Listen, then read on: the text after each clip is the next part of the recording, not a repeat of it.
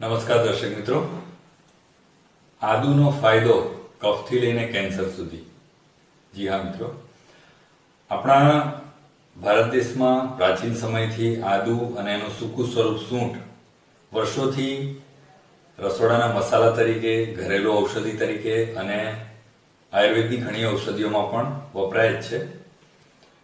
આપણે એના કેટલાક ફાયદા જાણીએ છીએ, કેટલાક નથી જાણતા, તો એના વિશે આજે થોડું જોઈશું. સામાન્ય શરદી કફથી લઈ અને આંતરડાના કેન્સર સુધી આદુ ઉપયોગી થઈ શકે છે અને વૈજ્ઞાનિક રીતે પણ એની અસરકારકતા ઉપર ઘણા બધા સંશોધનો થયા છે અને થઈ રહ્યા છે.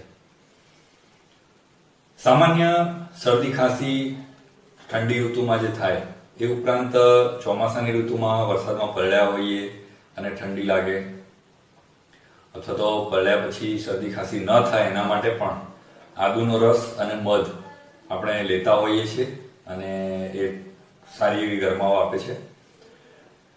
એ સિવાય સાંધાના દુખાવો, આમવાત, રૂમેટિઝમ, એની અંદર આદુ અથવા તો સૂંઠનો પ્રયોગ કરવાથી સોજા અને દુખાવો બંનેમાં ફાયદો થાય છે.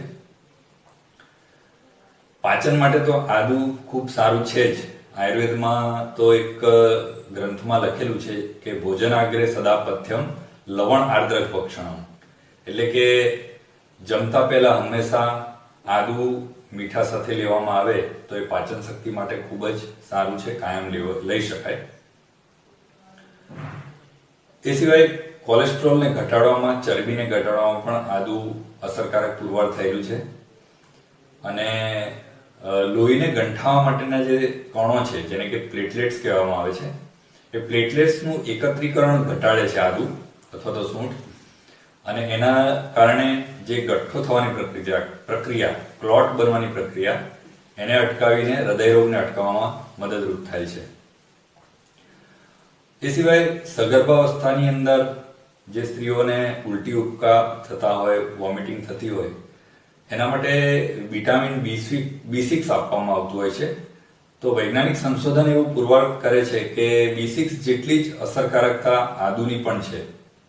એ જ રીતે માસિક સ્ત્રાવ પહેલા જે દુખાવો થતો હોય તો એમાં પણ લગભગ મેફેનેમિક એસિડ અને બ્રુફેન નામની જે દુખાવાની દવા વપરાતી હોય છે એના જેટલી જ અસરકારકતા આ સૂંઠ આદુની સાબિત થયેલી છે. તો પછી આપણે શા માટે આપણું ઘરેલું ઔષધ અને નિર્દોષ ઔષધ એવું આદુ કે સૂંઠને ના વાપરીએ?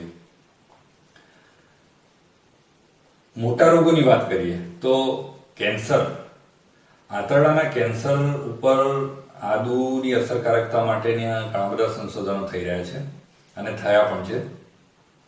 એમાં એવું પુરવાર થયું છે કે આદુ જે છે ટ્યુમર નેક્રોસિસ ફેક્ટર, એટલે કે કેન્સરના જે ખરાબ ઝેરી કોષો હોય એનો સડો, એને અટકાવવામાં મદદરૂપ છે.